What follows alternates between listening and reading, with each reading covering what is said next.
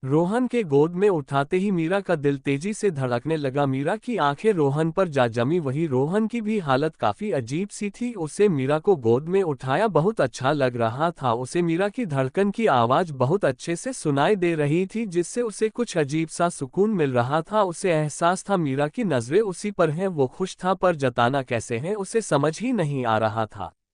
इतना सोचते हुए तब तक वह अपनी कार तक जा पहुंचा था। रोहन को आते देख उसके ड्राइवर ने ड्राइवर की बगल वाली सीट का डोर ओपन कर साइड में अटेंशन पोर्शन में खड़ा हो गया। उसकी नजरें नीचे थी। रोहन के अपने ड्राइवर को जाने को बोल। वह मीरा को वैसे ही फ्रंट सीट पे बैठने के लिए झुका। उसने बहुत आराम से मीरा को बैठा। सीट बेल्ट लगने के लिए उसके करीब आए। वैसे ही मीरा के होठ रोहन के गले से जा लगे। जैसे ही मीरा के होठ रोहन के गले से लगे, रोहन के बदन में कर्ट सा लगा।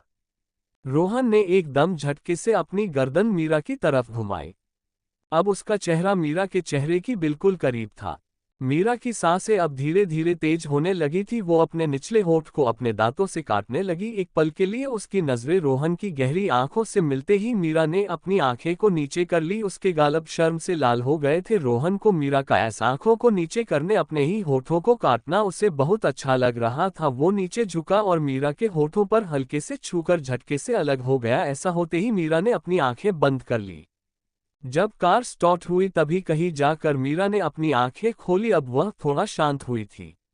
रोहन की नजरें सामने रोड की तरफ थी। वहीं मीरा विंडो को नीचे कर बाहर देख रही थी। उसने अब रोहन की तरफ गलती से भी नहीं देख। कहने को मीरा की नजर बाहर थी, पर वह अब तक रोहन के साथ हुए सभी मुलाकात उसके दिमाग में किसकी रील की तरह चल रहा था।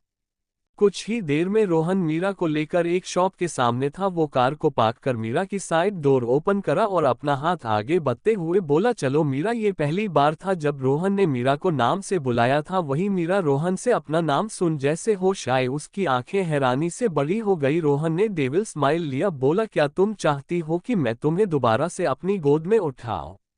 इतना सुनते ही मीरा एक झटके से कार के बाहर आ गई और बोली, नहीं, इसकी कोई जरूरत नहीं है, मैं खुद चल सकती हूँ। वह इतना बोल आगे जा पाती इससे पहले रोहन ने धीरे से मीरा के हाथों में अपनी हाथ डाले और पास करते हुआ बोला, मैं तुम्हें खा नहीं जाऊंगा, और उसके साथ आए बढ़ गया। वही मीरा की नजरें कभी अपने और रोहन के हाथों पे जाती तो कभी चुपके से रोहन को देखती। इस बार रोहन बहुत आराम से चल रहा था। ये बात भी मीरा ने नोटिस की।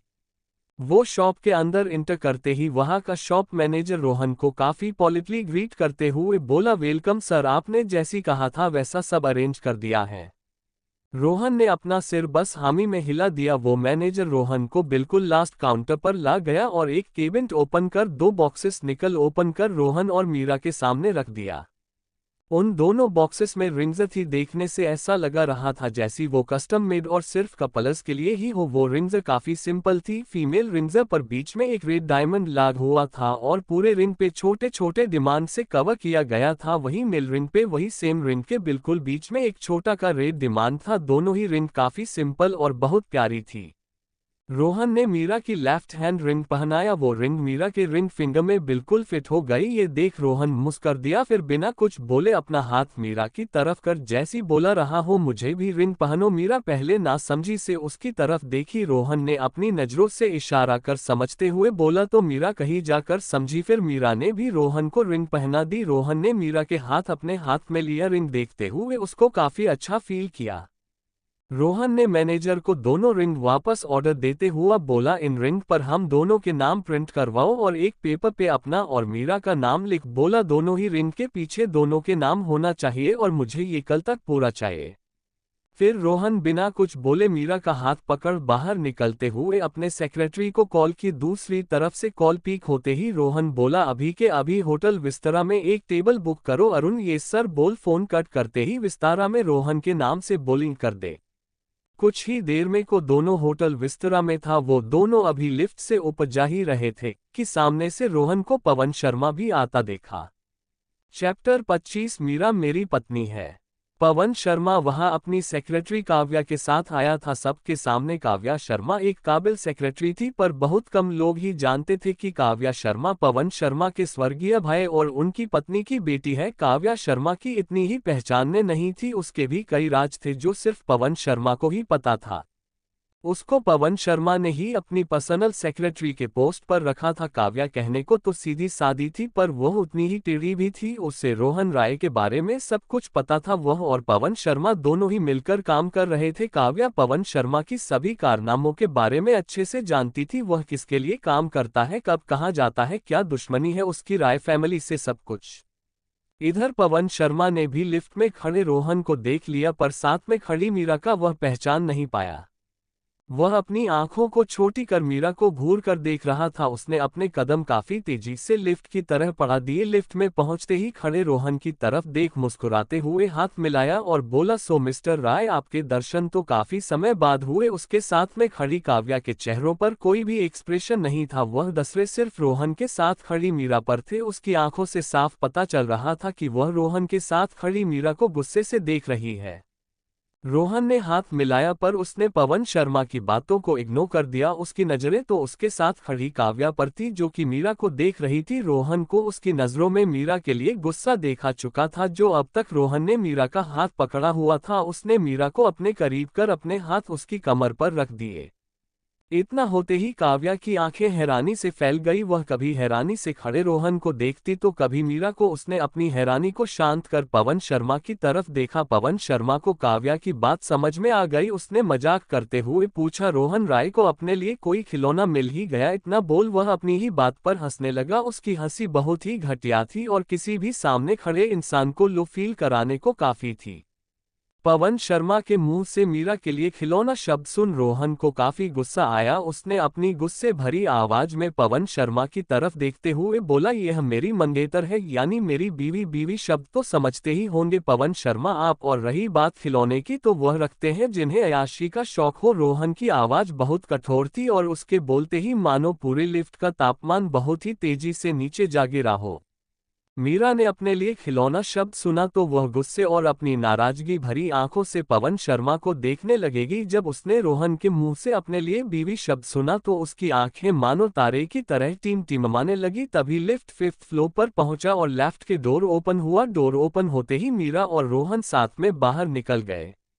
जब काव्या ने रोहन के मुंह से मीरा के लिए बीवी सुना तो मानो उसके पैरों के तले जमीन खिसक गई। उसका चेहरा सफेद पड़ गया। वह एक ही जगह पर खड़ी रोहन को घूरने लगी। वहीं खड़े पवन शर्मा को भी एक झटका सा लगा। वह मन ही मन चाहता था कि रोहन की शादी किसी भी तरह से काव्या के साथ हो जाए।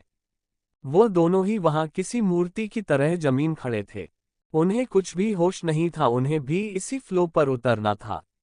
पर रोहन की बातों ने उन दोनों को एक बहुत बड़ा झटका दिया था। दोनों को ही तब होश आया जब लेफ्ट के दरवाजे बंद हुए और रोहन उनकी आंखों से ओझल हो गया। होश आते ही काव्या चीखते हुए बोली, मुझे नहीं पता आप कैसे करेंगे, पर मुझे रोहन चाहिए किसी भी हाल में। वह सिर्फ मेरा है। पवन शर्मा काव्या को शांत कराते हुए बोले, शांत हो जाओ बेटा, बस तुम देखते जाओ मैं कैसे रोहन को तुम्हारा बनाता हूँ। तुम्हें बस शांत रहना है, जो करूंगा मैं करूंगा, तुम्हें सिर्फ अपने काम पर ध्यान देना है।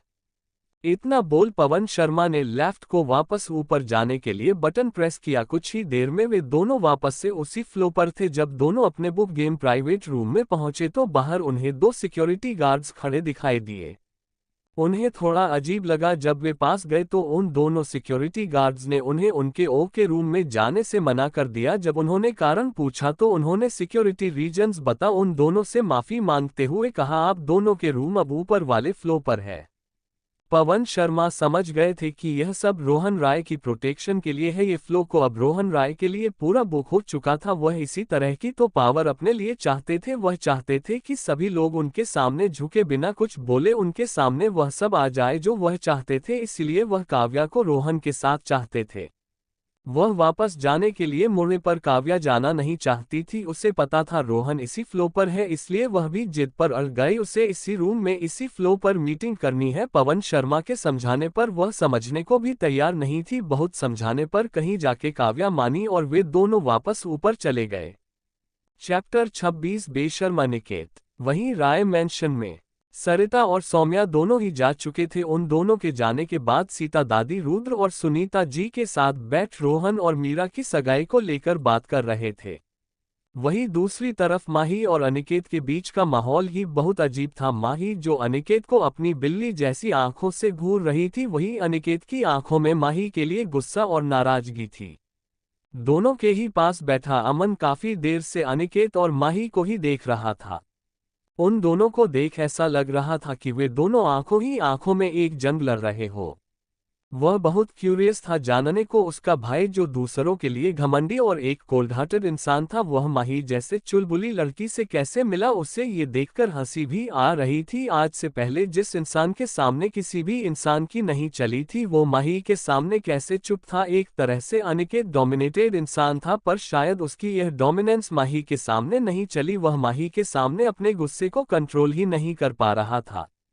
अमन को लगा अगर माही अनिकेत को कहीं पर भी अकेले मिली तो उसका भाई किसी टाइम बम की तरह फट पड़ेगा। उसके बाद जो होगा वह देखने लायक होगा। वह बस इसी का वेट कर रहा था कब ये टाइम बम फटे और उसके लिए एक मजेदार एंटरटेनमेंट बने। अनिकेत अपने गुस्से को कंट्रोल करते हुए बाहर की तरफ आ गया। वह अपना फोन निकाल अपने सेक्रेटरी को कॉल कर दी। दूसरी तरफ कॉल पिक होते ही एक लड़की की असहाय आवाज आई, हेलो सर, जो भी कोई है प्लीज थोड़ी देर बाद कॉल करें, अभी सोम सो रहे हैं। सोए अग्रवाल अनिकेत श्रीवास्तव का पर्सनल सेक्रेटरी था। फोन पर किसी लड़के की जगह लड़की की आवाज सुन पहले तो अनिकेत अपने कान से फोन हटा, कॉलर आईडी चेक की तो कॉलर आईडी सही थी। अनिकेत पहले से ही काफी गुस्सा में था। उससे अब अपने सेक्रेटरी की जगह किसी लड़की की आवाज सुनाई दी तो वह अपने दांत पीसते हुए गुस्से से बोला, मुझे अभी के अभी सोम से बात करनी है, उससे बोलो। अनिकेत श्रीवास्तव का कॉल है। वह लड़की अभी बहस करने के मूड में बिल्कुल नहीं थी। वह अभी सो रही थी कि तभी उसके बॉयफ्रेंड सोम का फोन बजा। उसके बाद जो भी वहां आप सब जानते ही हैं। वह इरिटेट होते हुए अपने बगल में सो रहे सोम को उठाते हुए बोली, बेबी प्लीज तुम इस अनिकेत श्रीवास्तव से बात कर लो, ये बहुत गुस्से में लग रहा है और प्लीज मुझे सोने दो। सोम अग्रवाल जो अभी अपनी गर्लफ्रेंड के साथ इंटीमेट सेशन कंप्लीट कर सोया ही था। उसे अपने बॉस का नाम सुनते ही जैसे उसके शरीर में एक जान सी आ गई। वह झटके से उठा और अपना फोन उठा टेबल पर पड़े बाथरोब को जल्दी से पहन फोन लगाए बालकोनी की तरफ जाते हुए बोला, जी सर। सोम की आवाज नींद से भरी लग रही थी। अनिकेत समझ चुका था कि उसका सेक्रेटरी अपनी गर्लफ्रेंड के साथ क्वालिटी टाइम स्पेंड कर रहा है, फिर भी अनिकेत बेशर्मी से बोला, राम प्रताप के बारे में सब पता लगाओ। उनके बड़े बेटे के जाने के बाद उनकी फैमिली में क्या हुआ, उसके बिजनेस, उसके नाजायज बच्चे, सब कुछ पूरी डिटेल चाहिए मुझे। इसकी कल रात तक ये काम हो जाना चाहिए। सोम बोला, ओके सर, आपको कल रात तक सारी डिटेल्स मिल जाएगी। इतना सुन अनिकेत ने फोन कट कर दिया। फोन कट होते ही सोम अनिकेत को कोसते हुए बोला, क्या पागल आदमी है ये, खुद की तो कोई गर्लफ्रेंड नहीं है और दूसरों की है तो उन्हें चैन से जीने नहीं देता, पता नहीं कैसे खड़ूस आदमी है ये। अच्छा है भगवान ने इसको शक्ल अच्छी दी है, वरना पता नहीं कोई इससे कैसे ही पसंद करता। वह अपने बाल नोचते हुए रूम में चला गया। अनिकेत को बाहर जाता देख माही भी कुछ देर बाद कॉल के बहाने उसके पीछे पीछे बाहर आ गई। वह अनिकेत को पीछे से देख रही थी जो अपने पेंट की पॉकेट में हाथ डाले आसमान की तरफ देख रहा था। उसको ऐसा देख माही की आंखें चमक उठी। वह पीछे से अनिकेत के कंधे पर हाथ मार दूसरे साइड चली गई। अनिकेत को जब किसी की छुअन अपने कंधे पर महसूस हुआ तो वह उस तरफ मुड़ा पर उसे उधर कोई नहीं देखा। तभी उसे दूसरी तरफ के कंधे पर किसी का स्पर्श महसूस हुआ। वह अब समझ चुका था ये सब माही उसे परेशान करने के लिए कर रही है। उसने अपनी आंखें बंद कर अपने पॉकेट से हाथ निकाल झटके से पीछे मुड़ माही को दीवार के अगेंस्ट कर अपने दोनों हाथों को दीवार पर रख माही को दीवार और अपने हाथों के बीच ब्लॉक कर उसके सामने खड़ा हो गया। उसके ऐसा करते ही माही हैरानी और खुशी भरी आंखों से अनिकेत को देखने लगी। उसकी आंखों में एक चमक थी और उसके फेस पर बहुत बड़ी स्माइल थी। उसे अनिकेत को परेशान कर सच पर बहुत अच्छा लग रहा था। वह अपने दोनों हाथों को अनिकेत के गर्दन पर लपेटे हुए बोली, आपको हमारी याद आई जा नहीं? वैसे आपके चेहरे को देखकर तो यही लगता है आपने मुझे बहुत मिस किया। चले कम से कम हम आपको याद तो है। इतना बोल अपने दांत दिखा दे। पहले तो अनिकेत को माही पर काफी गुस्सा आ रहा था पर जब उसने उसकी बातें सुनी तो उसे अपना सर पीटने का मन करा। वह लड़की किसी भी इंसान को पागल कर सकती थी पर उसे पागल करने को अनिकेत ही मिला। अनिकेत ने गुस्से भरी आंखों से देखते हुए दांत पीसते हुए बोला, क्यों तुम्हें चैन मिल गया मुझे परेशान करके? अगर अभी भी तुम्हारा नहीं हुआ तो प्लीज कंटिन्यू करो, मैं सुनना चाहता हूं तुम्हारे अंदर कितनी ज्यादा बेशर्मी भरी है। माही हंसते हुए थोड़ा शर्मते हुए बोली, अब आपसे भी क्या शर्माना, अब हम आपसे दिल लगा ही चुके हैं तो शर्माने की क्या जरूरत, आप भी हमें एक बार आई लव यू तो बोल ही दे। देखे उस दिन भी हमने होटल में सबके सामने आपको प्रपोज किया था, वह भी घुटनों के बल बैठे, और आपने हमें भाव तक नहीं दिया, पता भी है हमें कितना बुरा लगा था। माही यह सब बोलते हुए बहुत क्यूट लग रही थी। उसने अब अपने होठों को पाउट बना अपने बिल्ली जैसी आंखों से अनिकेत को देखने लगी। अमन जो शुरू से ही अनिकेत और माही देख रहा था, वह भी उन दोनों के जाते ही पीछे पीछे आ गया। उसने जब माही को अनिकेत को परेशान करते हुए देखा तो वह वहां पास ही पिलर के पीछे छुपकर सब देखने लगा। चैप्टर 27 मेरे बच्चों का पापा बनना है या मामा। माही की पीठ अमन की तरफ थी, इसलिए अमन अपने भाई का एक्सप्रेशंस को देख सकता था। उसे अपने भाई के एक्सप्रेशंस पर बहुत हंसी आ रही थी। वह अपना मुंह पर हाथ रखकर धीरे धीरे हंस रहा था। अनिकेत माही की बातें सुन उसे सच में बहुत गुस्सा भी आ रहा था, पर माही के चेहरे को देखकर उस पर गुस्सा होकर भी गुस्सा नहीं कर पा रहा था। माही इस समय बहुत क्यूट लग रही थी। उसकी बिल्ली जैसी भूरी भूरी आंखें जो किसी तारे से भी ज्यादा चमक रही थी। माही ने अपने होठों का पाउट बनाए हुए थे, वह सच में अभी एक छोटे से बिल्ली के बच्चे से भी बहुत ज्यादा क्यूट लग रही थी। माही अनिकेत की चुप्पी से परेशान होते हुए शिकायती भरे लहजे में बोली, देखो मैं तुम्हें प्यार से समझा रही हूँ, मान जाओ नहीं तो मैं किसी और लड़के शादी कर तुम्हें अपने बच्चों का मामा बनाऊंगी। अब तुम डिसाइड कर लो, तुम्हें मेरे बच्चों का मामा बनना है या पापा। अगर तुम प्यार से अब भी नहीं माने ना तो मैं माही ने अनिकेत को कॉलर से पकड़ एक झटके से नीचे खींचा और उसके होठ पर अपने होंठ रख उसे बहुत एग्रेसिवली किस करने लगी। माही के ऐसा करने से अनिकेत का बैलेंस ही बिगड़ गया। अभी कुछ पल पहले जो उन दोनों के बीच कुछ दूरी थी अब वो भी नहीं रही। अनिकेत तो मानो बहुत बड़ा शौक लगा, वो वैसी ही वहां जम सा गया। वही यह सब देख रहे अमन की आंखें तो मानो बाहर ही आ गई हो। वह आंखें फाड़े उन दोनों को देख रहा था। उससे तो अपनी आंखों पे विश्वास ही नहीं हो रहा था। उसने अपनी आंखों को 2 बार मसला, तब कहीं जाकर उसे विश्वास हुआ। कुछ देर ऐसे कि अनिकेत को किस करने के बाद माही उससे अलग हुई और अनिकेत के कॉलर पर अपनी पकड़ मजबूत करते हुए उसे अपनी बिल्कुल करीब कर बोली, अब मेरी फर्स्ट किस भी तुम्हारी हुई। अगर तुमने अब भी मना किया तो तुम याद रखना, तुमने किसी इनोसेंट लड़की की पहली किस को चुराया है। अब से तुम एक चोर हुए, समझे ना।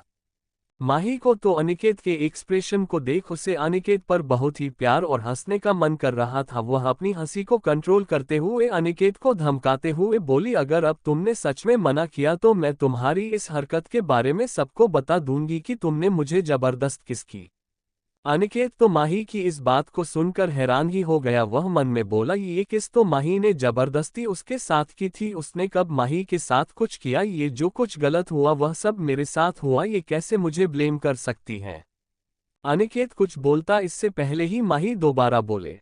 वहां खड़े अमन की तरफ इशारा करते हुए बोली, तुम्हारे भाई ने भी यह सब देखे और शायद उसने हमारी पिक भी ले ली है, तो मुझे कोई फर्क नहीं पड़ेगा, बल्कि तुम्हें मुझसे ही शादी करनी पड़ेगी। इसलिए आराम से प्यार से बोल रही हूं, नहीं तो बाद में सच में तुम्हें धमकी दूंगी।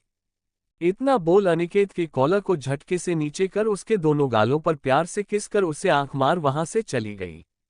अमन कहाँ खड़ा सब सुन चुका था। उसने झटके से अपने फोन को पेट में डाल वहां से भाग गया।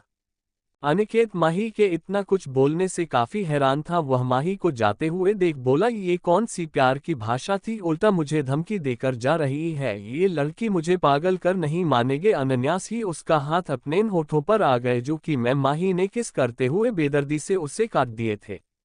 होटल में मीरा और रोहन दोनों ही एक कोने में बैठे थे। मीरा जब से वहां आई थी उसकी नजरें बाहर ही थी। वहां से बाहर का नजारा बहुत अच्छे से दिख रहा था। वह होटल ना तो शहर के अंदर और ना ही शहर के बाहर था। वह होटल गांव और शहर के रास्ते के बीच बनाया गया था। शहर से बिल्कुल हटकर, ना कोई पॉल्यूशन ना कोई गाड़ियों की भीड़ भाड़। जहां शहरों में मुश्किल से ही कभी आसमान में तारे देखने को मिलते थे, यहाँ बहुत ही अच्छा नजारा था। आसमान में बहुत सारे तारे चमक रहे थे और वैसे भी आज फुल मून था। ऐसा नजारा किसको देखने पसंद ना हो। इसलिए भी रोहन ने ये होटल बुक कराया था। उसे पता था लड़कियों को ज्यादातर ऐसे ही जगह पसंद आती है।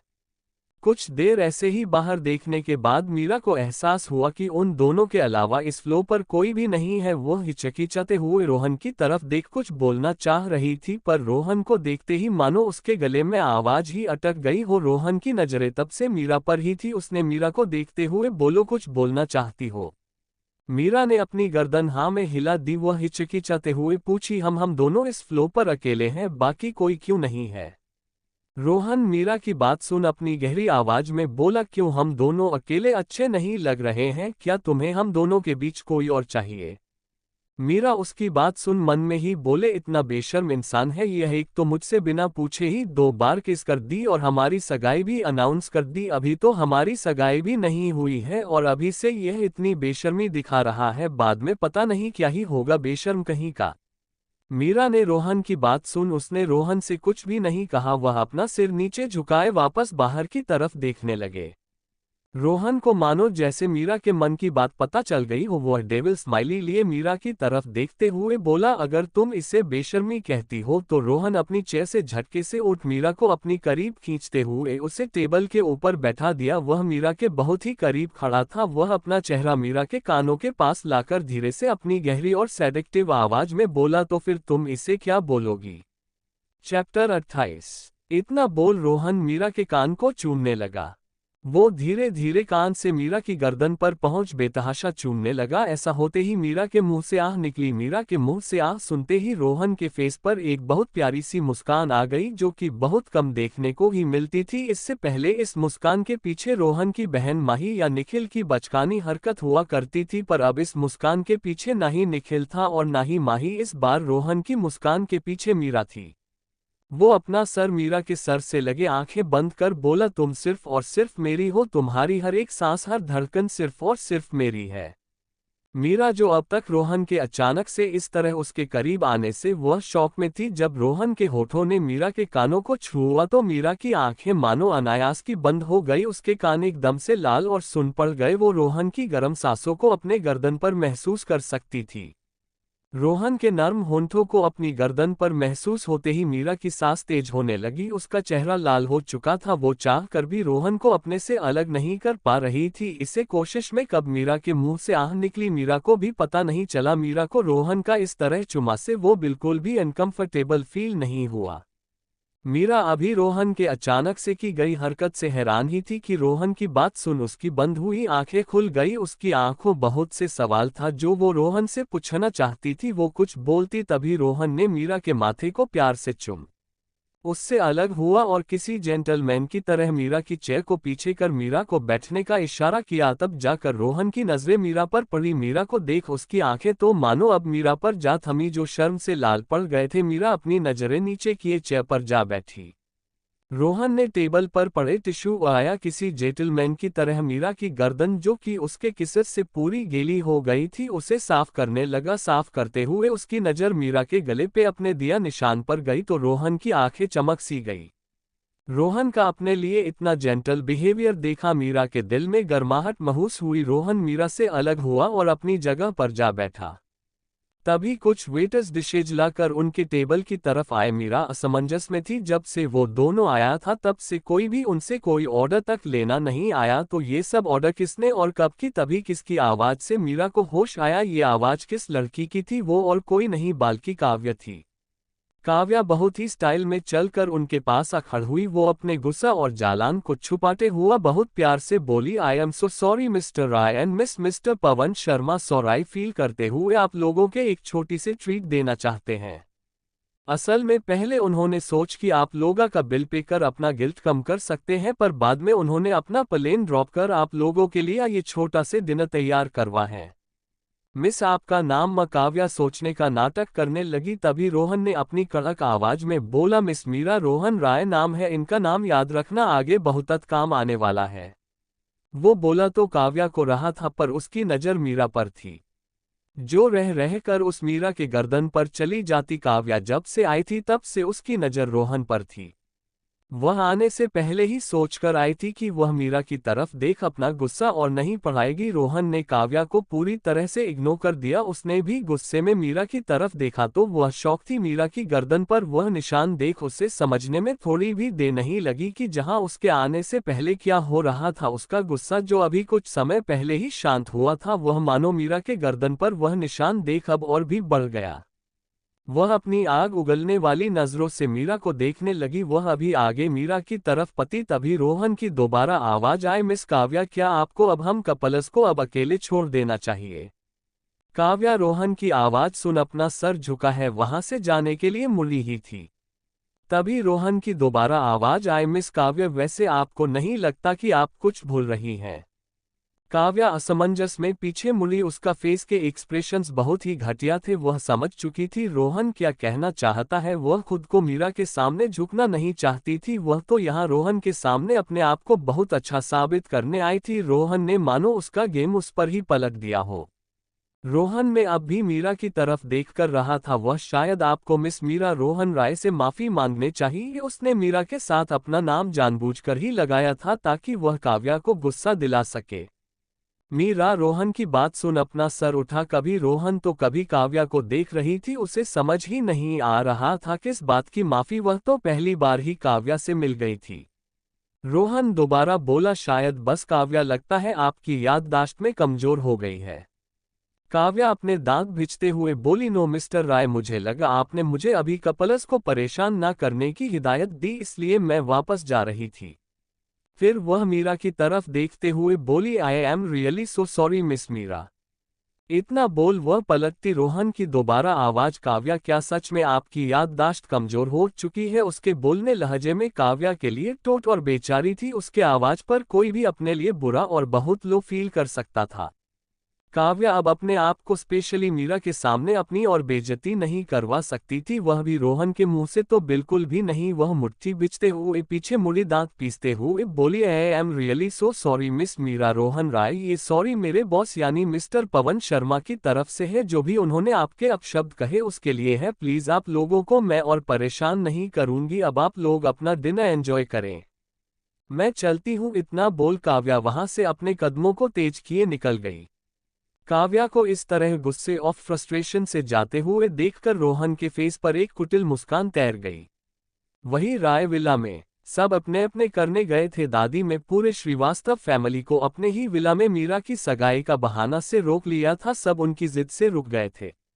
वही अनिकेत के रूम में अनिकेत बालकनी में बैठा अभी कुछ समय पहले हुई माही की हरकतों के बारे में सोच ही रहा था कि तभी उसे माही की एक बात याद आई। वह झटके से उठकर अमन की रूम की तरफ भागा। चैप्टर 29 माही और अनिकेत की किस दिल। अनिकेत मन में ही अमन को गालियां देते हुए अपने रूम से बाहर निकला। पूरा कॉरिडोर में हर जगह लाइट जलते हुए दिखाई दी, पर सिर्फ माही के रूम के साइड कॉरिडोर की सारी लाइट्स ऑफ थी। तभी उसे माही के रूम की तरफ किसी की परछाई दिखाई दी। वह उसे माही समझ आगे बढ़ गया। उसे आधी कॉरिडोर की लाइट्स ऑन होना और आधी कॉरिडोर्स की लाइट ऑफ होना थोड़ा अजीब लगा। वह इसे इग्नोर कर आगे अमन की रूम की तरफ बढ़ गया। उसे अभी कैसे भी करके अमन के फोन से अपनी और माही की तस्वीरें डिलीट करवानी थी। अनिकेत के दिमाग में बस अभी माही की कहीं अमन वाली बात ही दिमाग में घूम रही थी। अमन अपने रूम में माही के साथ बालकनी में बैठा बात कर रहा था। तभी अनिकेत धर-धराए उसके रूम में घुसा। उसे अमन रूम में कहीं नहीं दिखा। तभी उसे बालकनी से किसी के बातें करने और हंसने की आवाज आई। उसे पहले थोड़ा हैरान हुए, फिर वह बालकनी की तरह बढ़ गया। बालकनी का दरवाजा बाहर से बंद था, वह अंदर से ही देख सकता था। माही और अमन बहुत ही हंस हंस कर बातें कर रहे थे। उससे ये सब देखकर गुस्सा आ गया। वह मन में ही बोला, ये लड़की कभी मुझसे तो इस तरीके से बात नहीं की। मेरे साथ हमेशा ही किसी गुंडे की तरह धमकाते हुए बात करती है और कहती है आपसे प्यार करती हूँ। स्मक अनिकेत अपने भाई की तरफ इशारा करते हुए बोला, और इसे देखो कितने खिलखिला के हंस हंस के बातें करे जा रही है। ये मेरा भाई, इसे तो मैं अभी बताता हूँ एंग्री। इतना बोल वह बालकनी का डोर नॉक करने लगा। इधर माही और अमन अपने में ही लगे हुए थे। उन दोनों का ध्यान ही नहीं गया। अनिकेत कब से उन दोनों को ही देख रहा था। जब उन दोनों को गेट नॉक करने की आवाज आए तब जाकर उन दोनों ने अपनी बातें छोड़ उधर देखा। दोनों ही अनिकेत के गुस्से भरे चेहरा देख वहीं से दोनों हंसते हुए हाथ हवा में हिलाए जैसे हेलो बोल रश रहे हो। दोनों ही एक साथ बोले, सो क्यूट। दोनों के बीच की केमिस्ट्री सच में बहुत अच्छी लग रही थी। अनिकेत को अब अपने ही भाई से जलन होने लगी थी। उसे समझ ही नहीं आ रहा था कि ये दोनों आधी रात को इस तरह बालकनी में बातें क्यों कर रहे हैं। वह झलाते हुए अंदर से ही बोला, तुम दोनों क्या कर रहे हो, वो भी इतनी रात को, और डोर खोलने का इशारा किया। अमन और माही दोनों ही अनिकेत को परेशान करना का सोच वहीं से दोनों जीभ निकालकर अजीब तरह के चेहरे बनाए अनिकेत को चढ़ाने लगे और गेट खोलने से भी मना कर दिया। अनिकेत को उन दोनों की इस हरकत पर गुस्सा और बढ़ गया। वह जोर जोर से दरवाजा पीटने लगा। अनिकेत के इस तरह दरवाजा पीटने से दोनों ही हड़बड़ा कर दरवाजा खोल देते हैं। उन दोनों को डर था कहीं इस शोरगुल से कहीं दादी या फिर रुद्र जी की नींद न खुल जाए। दरवाजा खुलते ही अनिकेत उन दोनों पर बरस पड़ा। वह उन दोनों की बात बिना सुने अपने गुस्से भरे लहजे में बोला, क्या तुम दोनों के पास यही समय मिला अपना हंसी मजाक करने को टाइम देखा? तुम दोनों ने फिर खुद ही अपने किए सवाल का जवाब देते हुए बोला, नहीं देखा होगा है ना, तुम दोनों को फर्क ही क्या पड़ता है? आधी रात को तुम दोनों को अभी मस्ती करने की सूझी है? दिमाग तो सही है ना तुम दोनों का? जाकर अभी के अभी अपने अपने रूम में सो। अनिकेत माही और अमन को हंस हंस कर बातें करता देखो खुद ही भूल गया कि वह यहाँ क्यों आया था। वह अमन का हाथ पकड़ अमन को रूम से बाहर ले जाते हुए बोला, चलो मुझे तुमसे कुछ बात करनी है। अनिकेत अमन को बाहर ले जाते हुए पलटकर माही की तरफ देखते हुए बोला, और तुम जाकर सो। माही अमन का हाथ अनिकेत से छुड़ाते हुए बोली, अमन तुम जाओ अपने भैया के रूम में और तुम्हारे भाई अभी आ रहे हैं। जी भाभी आप जैसा कहें, ये देवर आपके लिए कुछ भी करेगा। इतना बोल वह माही को गुड नाइट बोल वहां से चला गया। अनिकेत अमन के मुंह से माही के लिए भाभी सुन हैरान सा खड़ा माही को देख बोला, तुमने उससे भी अपने बातों के जाल में फंसा लिया तुम सच में? इससे आगे अनिकेत कुछ बोल पाता। माही उसके करीब आए, अपनी उंगली अनिकेत के होठों पर रख बोली, शीशी कितना बोलते हो यार तुम, सच में तुम तो किसी लड़की से भी ज्यादा बोलते हो। पहले तो मुझे लगा था कि तुम एकदम शांत रहने वाले इंसान हो, इतना सब तुमने एक ही सांस में सब बोल दिया। क्या अब मैं अपने होने वाले देवर से भी बात नहीं कर सकती? और तुम ये बताओ तुम यहाँ इतनी रात को क्या कर रहे हो? तुम्हें तो मेरे रूम में आना चाहिए पर तुम तो अपने भाई के रूम में आ रहे हो। तुम सच में जरा भी मेरे बारे में नहीं सोचते क्या? हमेशा अपने परिवार और अपने बिजनेस के बारे में ही दिन भर सोचते रहते हो। क्या वह तुम्हें बच्चे नहीं देगा? मैं दूंगी, इसलिए मेरे बारे में सोचो। अनिकेत माही के हाथों को अपने होठों से हटाते हुए माही को बाजू से पकड़ उसे चुप कराते हुए अपने गुस्से भरी कड़क आवाज में बोला, चुप, बिल्कुल चुप। बहुत बोलने लगी हो तुम आजकल। तुम्हें मैंने कुछ कहा नहीं, इसके मतलब यह नहीं है कि तुम कुछ भी और कभी भी कहीं पर भी बोलोगी। तुम मुझसे दूर ही रहा करो, तुम्हारे लिए ही अच्छा रहेगा। और रही बात बच्चों की तो मैं अपने बच्चों का देख लूंगा, तुम्हें इसके बारे में सोचने की कोई जरूरत नहीं है। रही बात तुम्हारे साथ अपने बच्चे करने की तो अपने दिमाग में सही से बिठा लो, ये तो बिल्कुल भी नहीं हो सकता। इसलिए मेरे भाई को अब जबरदस्ती अपना देवर बुलाना और भड़काना बंद करो, कृपा कर मुझे अकेला छोड़ दो। इतना बोल वह माही का हाथ झटके से छोड़ बिना इसकी तरह एक नजर देखे वह से गुस्से में वहां से चला गया। माही अनिकेत के मुंह से इतना कुछ सुन सी पड़ गई। उससे अनिकेत का ऐसा बिहेव करना बिल्कुल समझ नहीं आया। वह अपनी नम आंखों से बोली, चाहे तुम कुछ भी बोलो मैं तुम्हारा पीछा कभी नहीं छोड़ूंगी, कभी भी नहीं। वो रोते हुए अपने रूम की तरफ चली गई। वही होटल में पवन शर्मा काफी देर से काव्या का वेट कर रहे थे। उसे गए हुए काफी देर हो चुकी थी। उन्हें अब चिंता होने लगी थी कहीं ये लड़की अपनी ही गुस्से से अपना ही नुकसान ना कर दे। वह जानते थे कि काव्या का गुस्सा काफी खराब है, इसलिए उन्हें डर भी लग रहा था। वह अभी बाहर जा ही रहे थे कि तभी उनके रूम का डोर ओपन हुआ।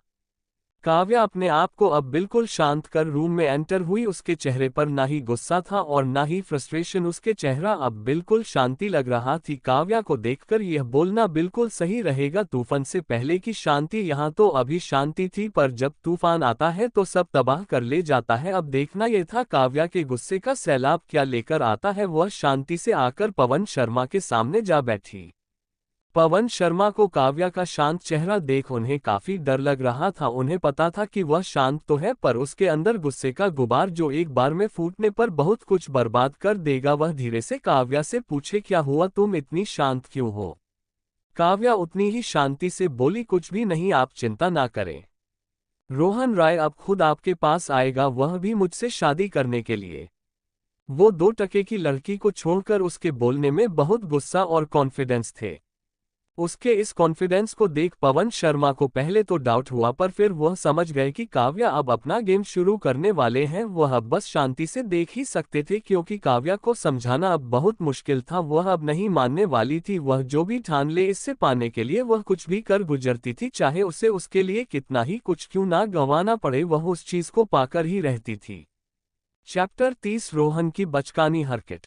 इधर काव्या के जाने के बाद मीरा और रोहन दोनों ही अपना डिनर कर कुछ ही देर में वहां से निकल चुके थे। रात काफी होने के कारण रोहन मीरा को लेकर अपने प्राइवेट विला पहुंच। मीरा कार में ही सो चुकी थी। रोहन का सारा ध्यान ड्राइविंग पर था। उसे ध्यान ही नहीं रहा कि मीरा की आंख कब लग गई। जब वह विला पहुंचा तो उसने ध्यान दिया मीरा अपनी गहरी नींद में थी। वह मीरा को निहारने लगा। मीरा की बड़ी बड़ी पलकें जिससे उसके आंखों पर परछाई बन चुकी थी, उसकी सुर्ख गुलाबी होठ जो रोहन की शैतानिया के वजह से थोड़ी सी सूजी गई थी। रोहन मीरा के करीब गया और उसके बालों को साइड कर उसकी गर्दन पर अपने दिए निशान को देखने लगा। वह धीरे से झुका और उस निशान पर प्यार से किस कर वह मीरा से अलग हुआ। वह बिना आवाज किए बाहर निकला और ध्यान से कार डोर बांध कर मीरा की साइड पहुंचा गया। वह मीरा को अपनी गोद में उठाया अपनी ही रूम की तरफ बढ़ गया। अपने रूम पर पहुंचते ही रोहन ने मीरा को बेड पर आराम से सुला मीरा के माथे को प्यार से चूम अलग हुआ। कुछ देर ऐसे ही मीरा को देखने के बाद वह उठकर वॉशरूम की तरह बढ़ गया। अगली सुबह मीरा की अनजान जगह आंखें खुली। वह अपने आंखों को मिलते हुए उठकर बैठना चाहती थी, तभी उसे एहसास हुआ कि उसकी कमर पर किसी की मजबूत पकड़ है और अपनी गर्दन पर भी किसी की गर्म सांसों का एहसास हुआ। उसकी नींद एकदम से हवा हो गई। वह अचानक से चीखते हुए उठना की कोशिश करने लगी। उसके ऐसा करते ही मानो उसकी कमर पर पकड़ और भी ज्यादा हो गई। तभी धीरे से मीरा को अपने कान के बहुत करीब किसी की अलसाए आवाज सुनाई दे, गुड मॉर्निंग। आप उठ गई? कुछ देर और बस फिर एक साथ उठते हैं। अभी मुझे आपको पकड़कर और सोना है, बस कुछ देर और ऐसे ही लेटे रहो और प्लीज अब चिल्लाना मत, नहीं तो मैं अपनी बेशर्मी पर आ जाऊंगा। मीरा इस आवाज को, उसकी खुशबू को पहचान गई। वह और कोई नहीं रोहन था। रोहन उससे पकड़कर सो रहा था। उसका चेहरा मीरा की गर्दन के बीच था। रोहन की गर्म सांसें उससे अपनी गर्दन पर महसूस हो रही थी। वह रोहन की आखिरी बात सुन खुद हिलना डुलना श बंद कर दी। वह खुद भी अपनी आंखों को बंद कर मन में ही बोली, यह आदमी सच में ही बहुत बेशर्म है। इसको एक उंगली क्या दी, इसने तो पूरा ही हाथ पकड़ लिया। कुछ देर ऐसे ही लेटे रहने बाद रोहन मीरा की गर्दन फिर उसके होठों को किस करते हुए मीरा को अपने साथ लिए उठा। उसकी पकड़ अभी भी मीरा पर बनी हुई थी। मीरा चाहकर भी रोहन से दूर नहीं भाग सकते थे। रोहन ने मीरा को उठाकर अपनी गोद में बिठाते हुए उसे अपनी बाहों में भर बहुत ही प्यार से मीरा को देखते हुए गुड मॉर्निंग बोला। मीरा रोहन के गुड मॉर्निंग का जवाब दे पाती इससे पहले ही रोहन ने एक बार फिर से मीरा के होठों को अपने होठों से बंद कर दिए। इस बार की किस छोटी ना होकर काफी लॉन्ग और डीप दी थी। जब रोहन को एहसास हुआ कि माही को सांस लेने में दिक्कत हो रही है, तब जाकर कहीं रोहन ने उसे छोड़ते हुए कहा, बस ऐसे ही हमेशा हमारी हर सुबह आपके साथ हो। इतना बोल रोहन वापस से अपना चेहरा मीरा की गर्दन में छुपा लिया। कुछ ऐसे ही रहने के बाद वह मीरा से अलग होते हुए रूम से बाहर की तरफ बढ़ते हुए बोला, आपके लिए कपड़े लाकर रख दिए गए हैं, आपको जो पसंद आए वह पहनकर तैयार हो जाए। रोहन मीरा को वॉशरूम की तरफ इशारा करते हुए बोला, आप जाकर तैयार हो जाए जल्द ही, क्योंकि हमें मेन राय विला जाना है। या तो आपके पास दूसरा चॉइस भी है, आप मेरे साथ एक ही वॉशरूम में। इतना बोल वह रुक गया। तभी मीरा अपने होश में आते हुए बोली, नहीं इसकी जरूरत नहीं है, हम खुद तैयार हो जाएंगे, आप जाए, हम तैयार होने में ज्यादा टाइम नहीं लगाएंगे। इतना बोल वह वॉशरूम के तरफ भाग गई। रोहन को मीरा का इस तरह से बोलकर भागना रोहन के फेस पर एक स्माइल ला दी।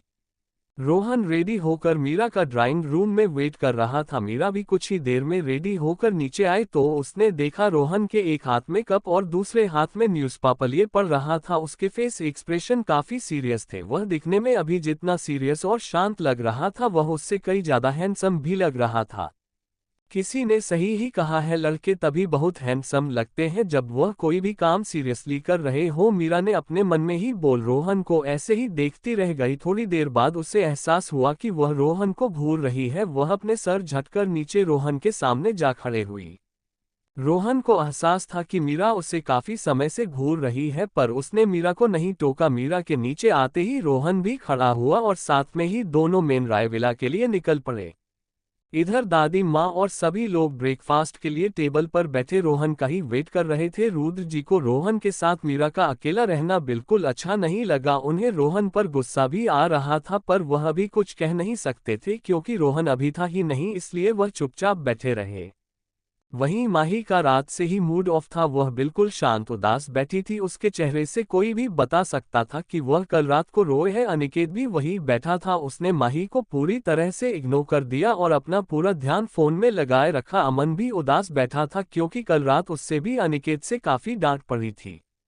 कुछ देर में रोहन और मीरा साथ में आते दिखे। रोहन ने ब्लॉक टैक्सीडो पहन रखा था और मीरा ने लाल रंग का अनारकली सूट पहना था। दोनों ही एक साथ बहुत अच्छे लग रहे थे। उन दोनों के कपड़ों का कलर कोऑर्डिनेशन भी साफ उन्हें कपल स्टेन दे रहा था। रोहन ने जानबूझकर ही मीरा के लिए जितनी भी ड्रेसेस मंगवाई थी वह सब रेड कलर की ही थी। सभी ड्रेसेस का रेड होना मीरा को भी अजीब लगा था। वह भी ज्यादा कुछ सोचे बिना ही एक ड्रेस निकाल पहनकर तैयार हो गई थी। उन दोनों का आता देख माही बोली, both of you looking so cute. भाई सच बताएगा, कहीं आपने ही भाभी को रेड ड्रेस पहनने के लिए मजबूर तो नहीं किया? किसी को भी माही की बात समझ में नहीं आया। वह सभी नासमझी से माही को देखने लगे। इस बार भी अनिकेत ने माही को नहीं देखा। रोहन माही की बात समझ गया था। उसने माही को घूर कर देखा।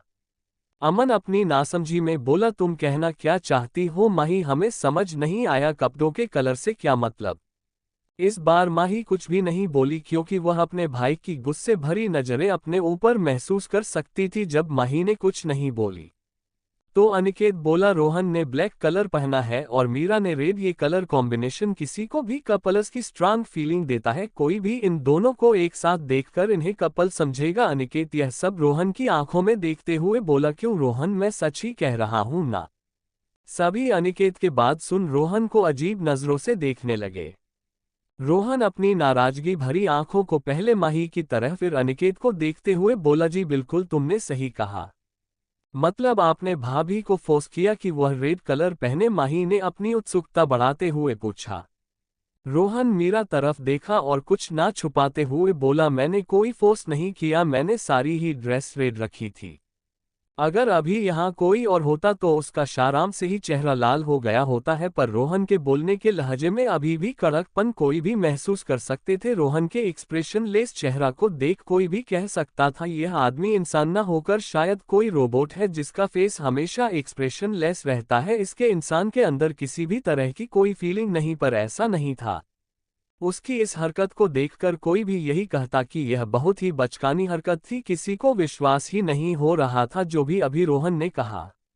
दादी को रोहन के ऐसा बिहेव करना समझ में आता था। बचपन से ही रोहन ऐसा ही था। वह कभी भी अपनी फीलिंग्स को अपने चेहरे या अपने होठों पर नहीं लाता था। जो भी वह फील करता था वह हमेशा अपने काम से लोगों को महसूस करवाता था। यही उसकी खासियत थी। वह एक्सप्रेशंस लेस था पर उसका दिल अपने लोगों के लिए किसी छोटे बच्चे की तरह था। अगर वह गुस्से में हो तो वह किसी शैतान से कम नहीं लगता था। उसकी आंखें हमेशा गुस्से में हो जाया करती थी। उसकी आंखों को देखकर कोई भी उस समय डर से कांपने लगता था।